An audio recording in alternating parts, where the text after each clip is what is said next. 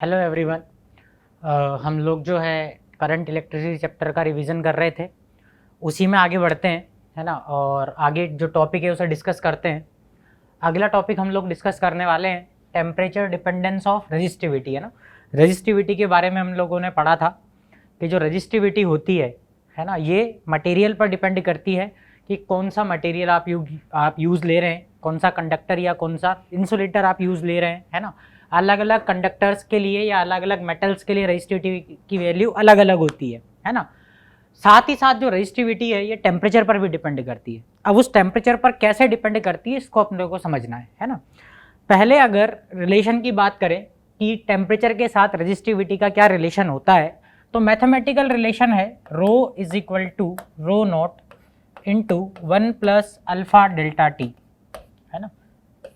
इसका क्या मतलब है कि अगर मान लीजिए किसी भी मेटल का टेम्परेचर या किसी भी कंडक्टर का टेम्परेचर या किसी भी मटेरियल का टेम्परेचर आपने डेल्टा टी से इंक्रीज कर दिया या डेल्टा टी चेंज कर दिया, तो चेंज कर देने के बाद जो फाइनल रेजिस्टिविटी होगी वो होगी आपकी रो नोट क्या है, इनिशियली कितनी रेजिस्टिविटी थी, है ना। टेम्परेचर के इंक्रीज करने से पहले कितनी रेजिस्टिविटी थी।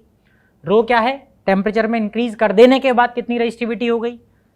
एक टर्म यहां पर लिखी हुई है अल्फा, इसे कहते हैं temperature coefficient of resistivity,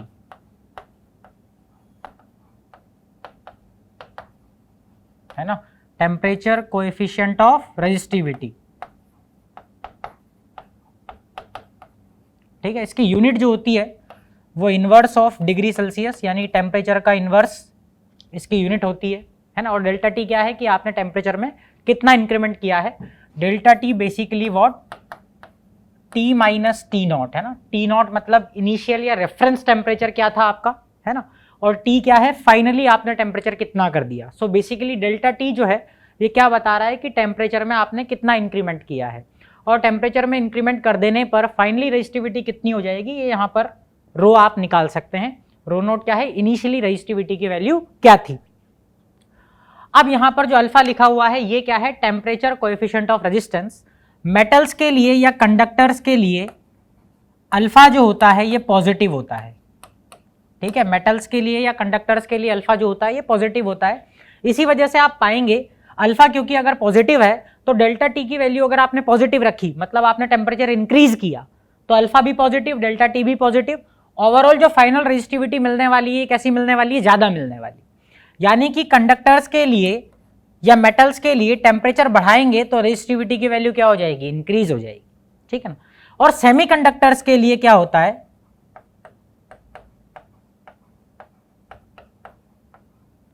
semiconductors के लिए जो अल्फा होता है ये नेगेटिव होता है ना। अगर अल्फा नेगेटिव होगा तो टेम्परेचर आप बढ़ाएंगे तो रो आपको कम मिलेगा, है ना।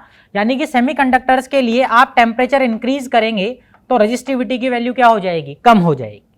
क्लियर है, क्यों, क्योंकि मेटल्स के लिए अल्फा पॉजिटिव है और सेमीकंडक्टर्स के लिए अल्फा जो है ये नेगेटिव। अगर आप ग्राफ भी ड्रॉ करें, जैसे मेटल्स के लिए अगर मैं ग्राफ ड्रॉ करूं टेम्परेचर और रेजिस्टिविटी के बीच में, टेम्परेचर और रेजिस्टिविटी के बीच में, तो आप इस रिलेशन को देखकर आराम से पता कर सकते हैं कि ग्राफ जो है वो straight line, inclined straight line आने वाला है ना। इस तरह का कुछ ग्राफ मिलेगा आपको कंडक्टर्स के लिए या मेटल्स के लिए, ठीक है। टेम्परेचर बढ़ाएंगे तो रेजिस्टिविटी की वैल्यू भी बढ़ती जा रही है। और अगर सेमीकंडक्टर्स के लिए आप रेजिस्टिविटी और टेम्परेचर में ग्राफ ड्रॉ करेंगे तो ग्राफ जो है वो कुछ ऐसा आएगा। यहां पर अगर आप टेम्परेचर को इंक्रीज करेंगे तो रेजिस्टिविटी की वैल्यू क्या हो जाएगी, डिक्रीज हो जाएगी। क्लियर। अब ये देखते हैं कि ऐसा क्यों हो रहा है। कंडक्टर्स के केस में टेम्परेचर बढ़ा देने पर रेजिस्टिविटी की वैल्यू बढ़ जा रही है और सेमीकंडक्टर्स के केस में टेम्परेचर बढ़ा देने पर रेजिस्टिविटी की वैल्यू कम हो जा रही है। ऐसा क्यों हो रहा है। एक इंटरनल फॉर्मूला हमने रेजिस्टिविटी का सीखा था, resistivity is equal to m upon n e square tau. ये फॉर्मूला हम लोगों ने पहले सीखा था, जिसमें m जो है ये चार्ज कैरियर का मास है, यानी इलेक्ट्रॉन का मास है। n क्या है, number of free electrons per unit volume. e क्या है, एक इलेक्ट्रॉन पर जो चार्ज होता है उसका मैग्नीट्यूड। और टाउ क्या है, दो कंसेक्यूटिव कॉलिजन्स के बीच का जो टाइम होता है, जिसे मैंने रिलैक्सेशन टाइम नाम दिया था, वो है यहां पर आपका क्या, टाउ। अगर मैं कंडक्टर की बात करूं, जैसे पहले अगर मैं कंडक्टर्स की बात करूं, कंडक्टर्स में अगर आप टेम्परेचर बढ़ाएंगे तो ये जो टर्म्स लिखी हुई हैं इनमें से देखते हैं कौन कौन सी चीजें अफेक्ट होने वाली है। अगर कंडक्टर्स का टेम्परेचर बढ़ाएंगे तो mass of one charge particle affect नहीं होगा, कंडक्टर्स में नंबर ऑफ फ्री इलेक्ट्रॉन्स जो होते हैं ये फिक्स है ना, नंबर ऑफ फ्री इलेक्ट्रॉन्स जो है कंडक्टर्स के लिए क्या है, फिक्स है। तो एन की वैल्यू भी आपकी क्या होगी, चेंज नहीं होगी in case of conductor temperature को बढ़ा देने पर। ई क्या है, एक इलेक्ट्रॉन पर जो चार्ज होता है उसका मैग्नीट्यूड, उस पर कोई फर्क नहीं पड़ने वाला है। अब बात करते हैं टाउ की, दो कोलिजन्स के बीच का जो टाइम है, टेम्परेचर जैसे ही आप बढ़ाएंगे तो ये कम हो जाएगा, जल्दी जल्दी रैंडमली टक्करें होने लगेगी, रैंडम कोलिजन्स होने लगेंगी। तो अगर कंडक्टर्स की बात करें तो अगर आप कंडक्टर्स में टेम्परेचर बढ़ाएंगे तो ये जो टाउ है ना ये कम हो जाएगा, बाकी चीजें तो चेंज नहीं होगी लेकिन ये टाउ जो है ये कम हो जाएगा, फटाफट फटाफट कोलिजन होने लगेगी। तो जो दो कोलिजन्स के बीच का टाइम है वो क्या हो जाएगा, कम हो जाएगा, क्योंकि आपने टेम्परेचर बढ़ा दिया है, एक्सटर्नल काइनेटिक एनर्जी इलेक्ट्रॉन को मिल जाएगी। और जैसे ही टाउ कम हुआ तो रेजिस्टिविटी की वैल्यू क्या हो जाएगी, इंक्रीज हो जाएगी, क्योंकि यहाँ पर डिनोमिनेटर क्या हो रहा है आपका, कम हो रहा है। डिनोमिनेटर कम होगा तो रेजिस्टिविटी की वैल्यू बढ़ जाएगी। तो ये बेसिक रीजन है कंडक्टर्स के अंदर टेम्परेचर को बढ़ा देने पर रेजिस्टिविटी के बढ़ जाने का। अगर मैं सेमीकंडक्टर्स की बात करूं, सेमीकंडक्टर्स की अगर आप बात करेंगे, अगेन एम चेंज नहीं होगा टेम्परेचर को बढ़ाने पर, ई भी चेंज नहीं होगा, है ना। अब बात करते हैं एन और टाउ की, ठीक है। अगर टेम्परेचर बढ़ाएंगे सेमीकंडक्टर्स का तो वहां भी जो टाउ है ये तो कम होगा ही होगा, है ना। दो कोलिजन्स के बीच का जो टाइम है ये तो वैसे भी कम होना ही है, क्योंकि एक्सटर्नल काइनेटिक एनर्जी मिल जाएगी, उस वजह से फटाफट फटाफट कोलिजन्स होने लगेंगी और टाउ की वैल्यू क्या हो जाएगी, कम हो जाएगी। लेकिन एन जो है ये क्या है, number of free electrons. Semiconductor के अंदर सभी इलेक्ट्रॉन्स फ्री नहीं होते हैं, तो आप जब टेम्परेचर बढ़ाएंगे तो जो काइनेटिक एनर्जी या एक्सटर्नल एनर्जी मिलेगी वो कुछ इलेक्ट्रॉन्स को मिल जाएगी। तो जो इलेक्ट्रॉन्स फ्री नहीं थे अब वो इलेक्ट्रॉन्स भी क्या होने लगेंगे, फ्री होने लगेंगे, फ्री होने लगेंगे। इसका मतलब जो नंबर ऑफ फ्री इलेक्ट्रॉन्स है अब वो क्या होने लगेंगे, इंक्रीज होने लगेंगे। तो टाउ हमारा डिक्रीज हुआ, लेकिन सेमीकंडक्टर्स में साथ ही साथ जो स्मॉल एन था यानी कि नंबर ऑफ फ्री इलेक्ट्रॉन्स थे वो बढ़ गए। जो पहले इलेक्ट्रॉन्स बाउंडेड थे वो भी एनर्जी को लेकर अब क्या होने लग गए, फ्री होने लग गए। तो टाउ की वैल्यू कम हुई लेकिन साथ में एन की वैल्यू क्या हो गई, इंक्रीज हो गई। और ऐसा पाया गया कि टाउ की वैल्यू जितनी ज्यादा कम नहीं होती है उससे ज्यादा नंबर ऑफ इलेक्ट्रॉन्स जो है ये बढ़ जाते हैं, है ना। तो एन की वैल्यू अगर ज्यादा तेजी से बढ़ेगी और टाउ की वैल्यू कम धीमे से कम होगी, और तो ओवरऑल जो डिनोमिनेटर है आपका ये इंक्रीज हो जाएगा। और अगर डिनोमिनेटर आपका इंक्रीज हो गया तो रो की वैल्यू या रेजिस्टिविटी की वैल्यू क्या हो जाएगी, कम हो जाएगी। सो इसी वजह से सेमीकंडक्टर्स के अंदर टेम्परेचर बढ़ा देने पर रेजिस्टिविटी की वैल्यू क्या हो जाती है, कम हो जाती है, और कंडक्टर्स के अंदर टेम्परेचर बढ़ा देने पर रेजिस्टिविटी की वैल्यू बढ़ जाती है। कितने टेम्परेचर पर कितनी हो जाएगी उसके लिए आप इस रिलेशन को यूज कर सकते हैं, जहां पर अल्फा जो है ये क्या है मेरा, टेम्परेचर कोएफिशिएंट ऑफ रेजिस्टिविटी, जिसकी यूनिट होती है 1 डिग्री सेल्सियस, यानी टेम्परेचर का क्या, इनवर्स। क्लियर। चलिए आगे बढ़ते हैं। चलिए अगली बात करते हैं इलेक्ट्रिकल एनर्जी एंड पावर की, है ना। इलेक्ट्रिकल एनर्जी क्या होती है और पावर क्या होती है, क्लियर। चलिए मान लीजिए कि एक कंडक्टर है ना, जिसका लेंथ और क्रॉस सेक्शनल एरिया या रेजिस्टेंस सब कुछ दिया हुआ है। इसके अक्रॉस मैंने एक बैटरी के through V potential difference provide करवा दिया, है ना। V पोटेंशियल डिफरेंस का मतलब इस कंडक्टर के अक्रॉस जो है पोटेंशियल डिफरेंस कितना आ जाएगा, V आ जाएगा। क्लियर है। यानी कि अगर यहाँ का पोटेंशियल मैं V ले लूँ और यहाँ का 0 ले लूँ तो पोटेंशियल डिफरेंस कितना हो गया, V माइनस 0 यानी कि 0 V। तो ये 0, तो इस जगह का भी पोटेंशियल या इस सेक्शन का पोटेंशियल कितना मान सकते हैं, 0, और इस सेक्शन का पोटेंशियल कितना मान सकते हैं, V मान सकते हैं। अब मान लीजिए कि एक छोटा सा चार्ज है मेरे पास Q, एक छोटा सा चार्ज मेरे पास है Q, वो अगर मेरा इस सेक्शन पर है, इस वाले सेक्शन पर है, तो मुझे पता है पोटेंशियल एनर्जी या इलेक्ट्रिकल पोटेंशियल एनर्जी जो होती है वो क्या होती है, चार्ज इनटू किसी पर्टिकुलर पॉइंट का पोटेंशियल V, ये होती है पोटेंशियल एनर्जी।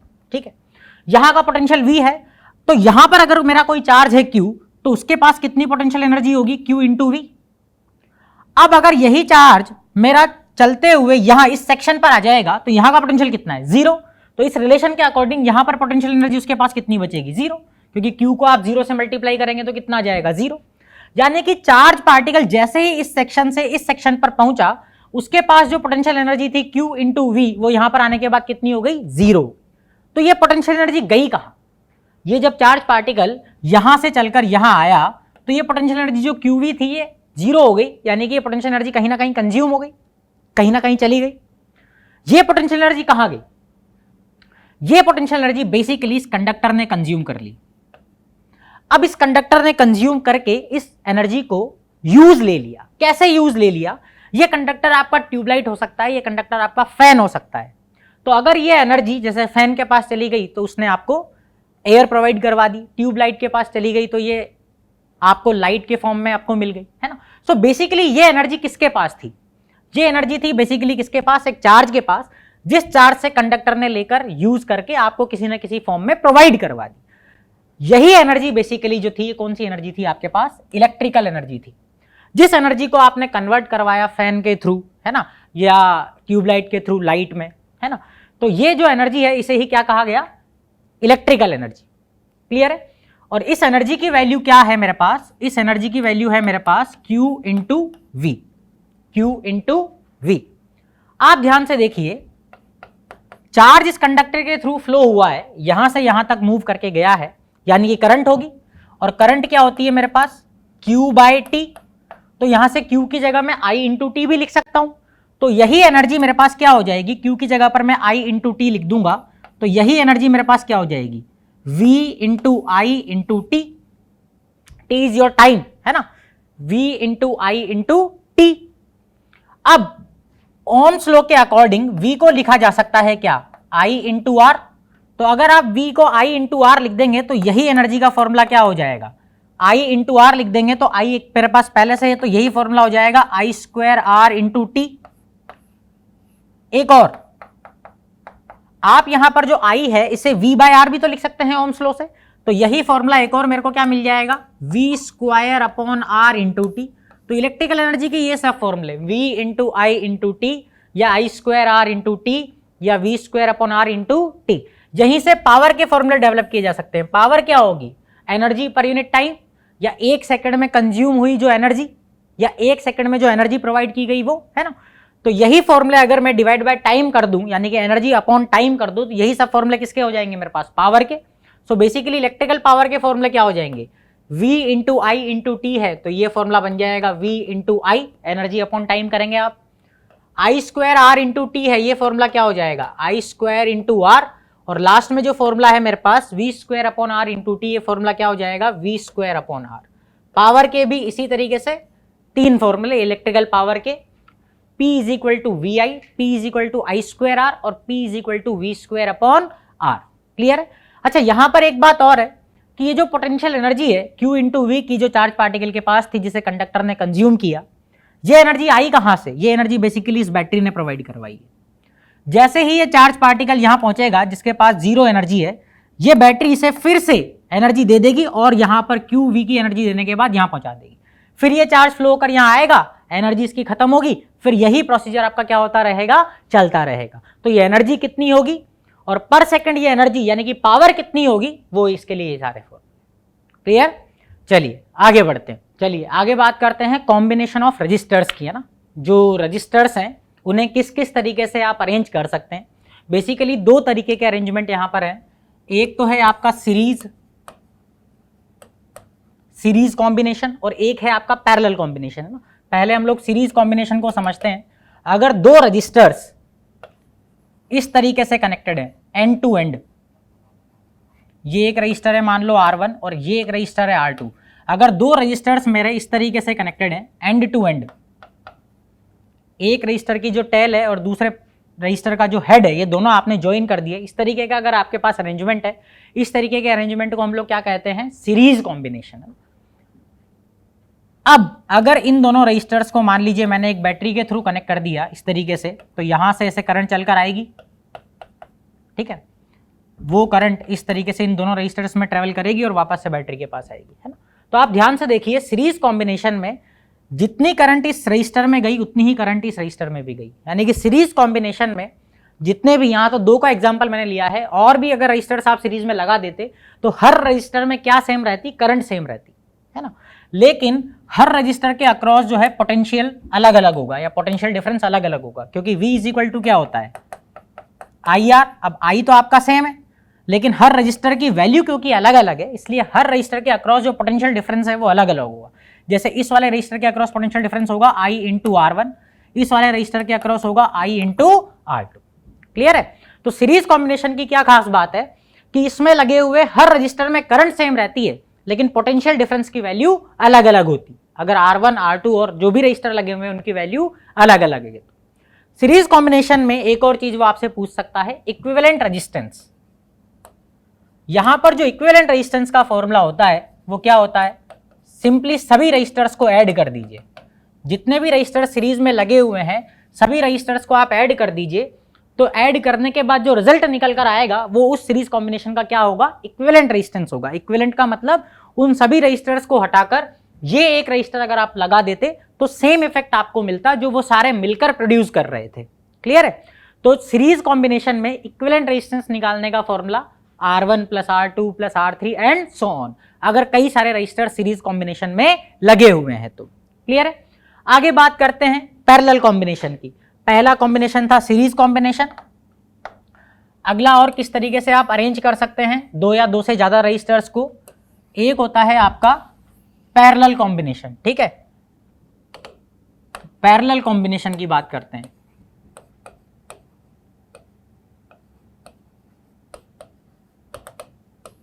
दो रजिस्टर्स को आपने अगर इस तरीके से अरेंज किया हुआ है, ये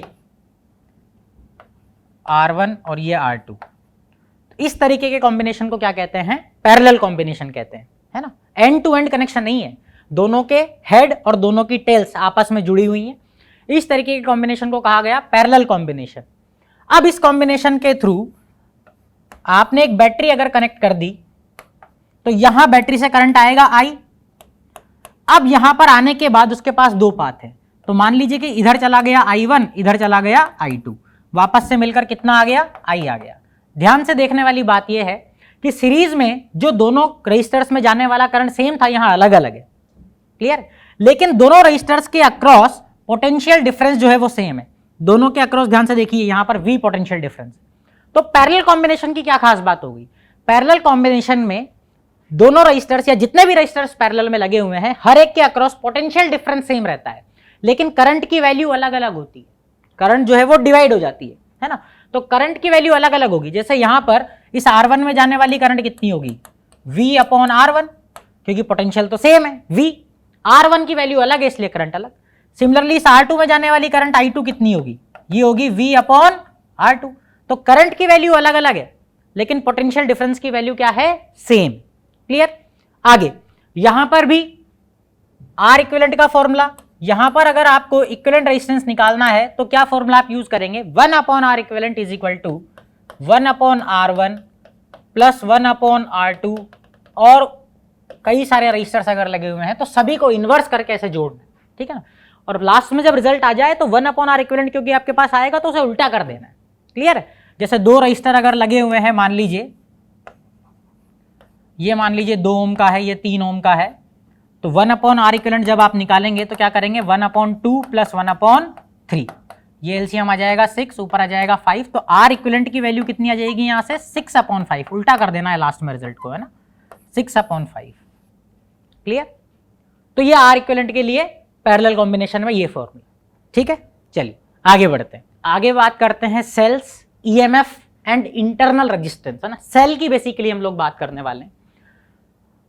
अभी हमने पढ़ा था कि सेल जो होता है वो क्या करता है, चार्ज पार्टिकल को एनर्जी प्रोवाइड करवाता है ना, QV की। जिस एनर्जी को कंडक्टर यूज लेता है वो फिर से 0 हो जाती है, फिर से सेल के पास चार्ज पार्टिकल आता है, वो से एनर्जी मिलती है ना।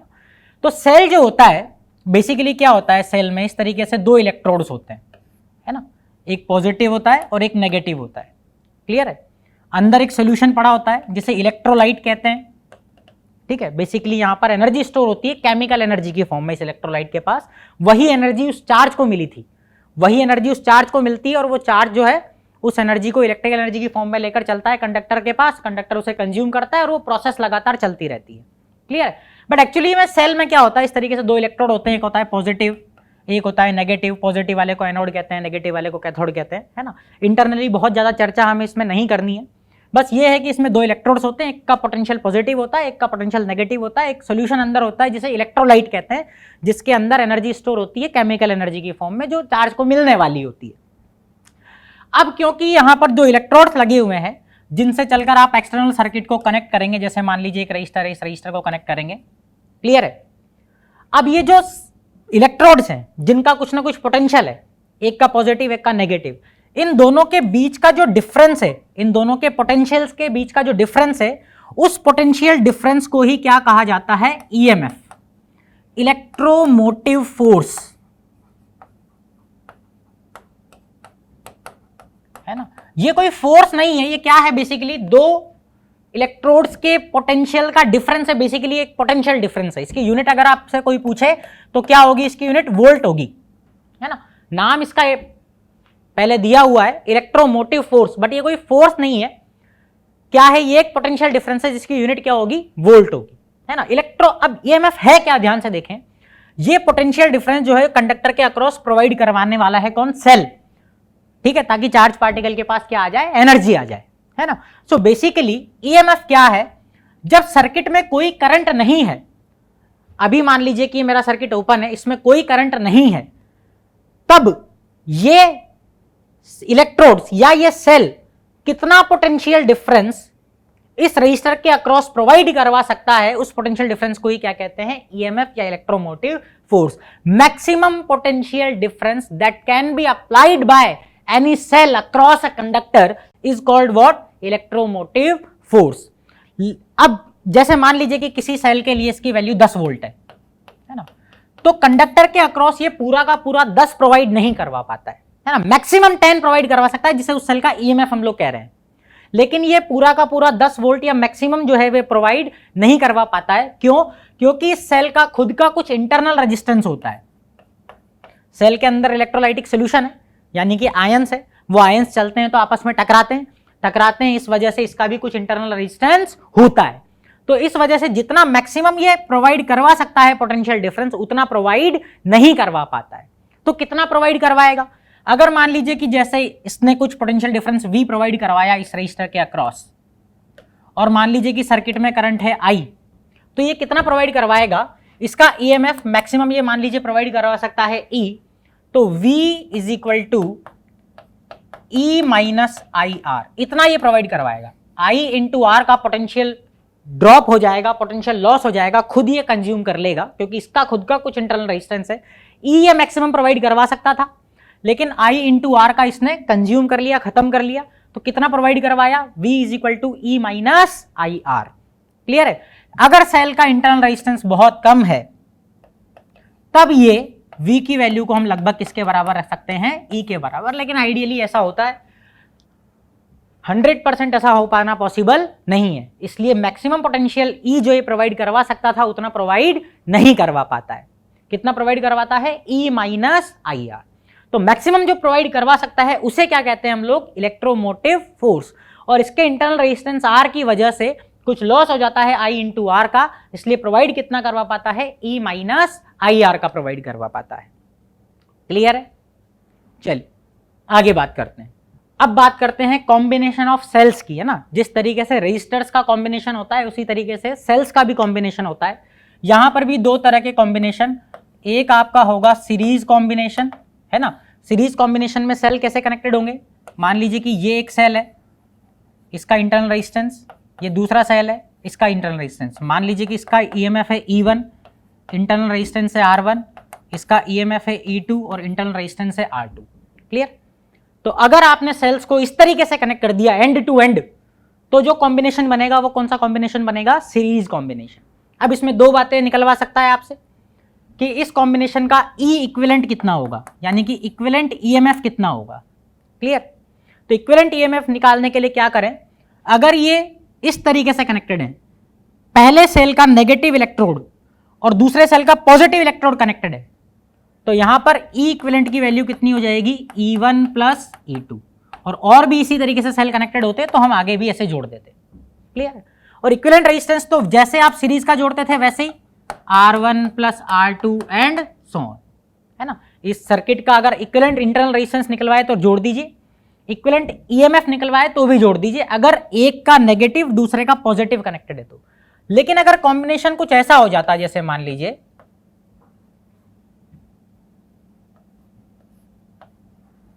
उल्टे जोड़ दिए, मान लिया आपने सेल, है ना, ये E1, ये R1, ये E2 और ये R2। अब यहां पर देखिए दोनों के नेगेटिव जुड़ गए, है ना। तो यहां पर तो आपने ऐड किया था इक्विवेलेंट ईएमएफ के लिए, यहां क्या कर देना है? सब्ट्रैक्ट कर देना है।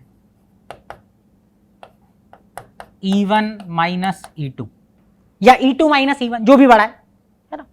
और R इक्विवेलेंट तो उसी तरीके से सभी R को क्या कर देना है, ऐड कर देना है, ठीक है। तो सीरीज कॉम्बिनेशन में इक्विवेलेंट ईएमएफ आपसे निकलवा सकता है या इक्विवेलेंट इंटरनल रेजिस्टेंस आपसे निकलवा सकता है। अब इक्विवेलेंट ईएमएफ निकालते समय भी आपको ध्यान रखना है कि कनेक्टिविटी किस तरीके से, नेगेटिव पॉजिटिव इस तरीके से जुड़ा हुआ है, तो सिंपली ऐड करते जाइए। और अगर नेगेटिव इस तरीके से बीच में कनेक्शन हो गया तो फिर आपको क्या करना है, सबट्रैक्ट करना है। क्लियर है? ये एक तो है आपका कौन सा, सीरीज कॉम्बिनेशन। सिमिलरली इसमें भी कौन सा होता है, एक पैरेलल कॉम्बिनेशन सेल्स का। ये था आपका सीरीज कॉम्बिनेशन। एक अपन देखते हैं पैरेलल कॉम्बिनेशन, दूसरा।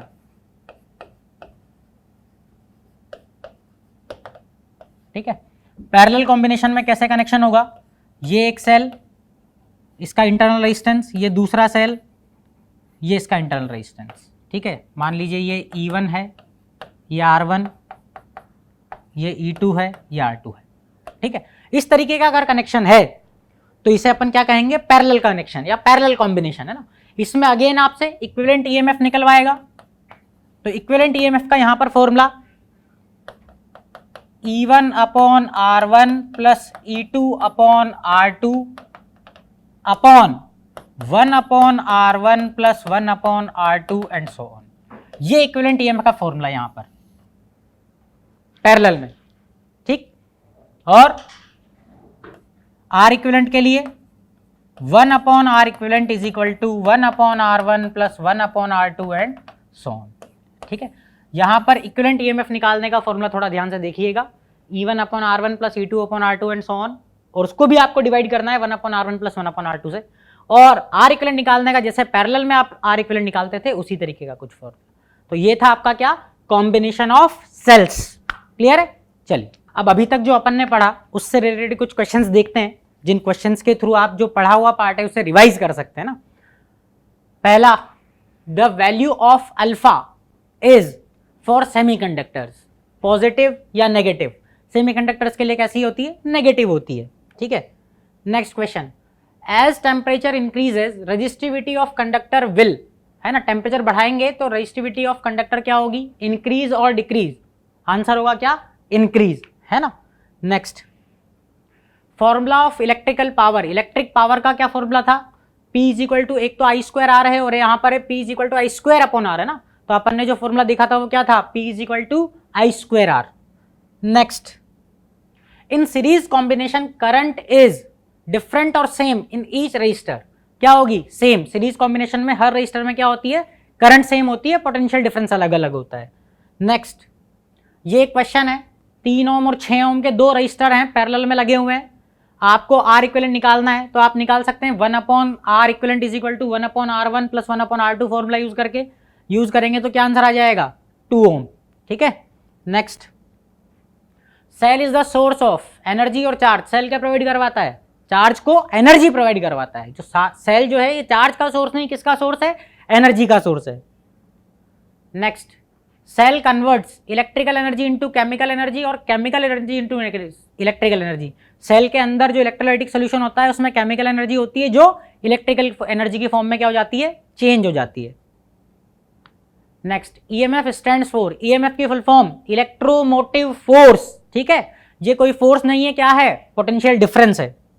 नेक्स्ट, यूनिट ऑफ ईएमएफ, क्योंकि ये एक पोटेंशियल डिफरेंस है तो इसकी यूनिट क्या होगी, न्यूटन या वोल्ट, वोल्ट। ठीक है, नेक्स्ट, ये सर्किट दिया हुआ है, E1 और E2 के दो सेल्स लगे हुए हैं, इक्विवेलेंट ईएमएफ बताना है ना। अब यहाँ पर देखो पोलैरिटी चेंज कर दी, नेगेटिव नेगेटिव कनेक्शन हो गया, तो आपको सबट्रैक्ट करना है। सबट्रैक्ट करना है तो क्या आंसर होगा, E1 माइनस E2।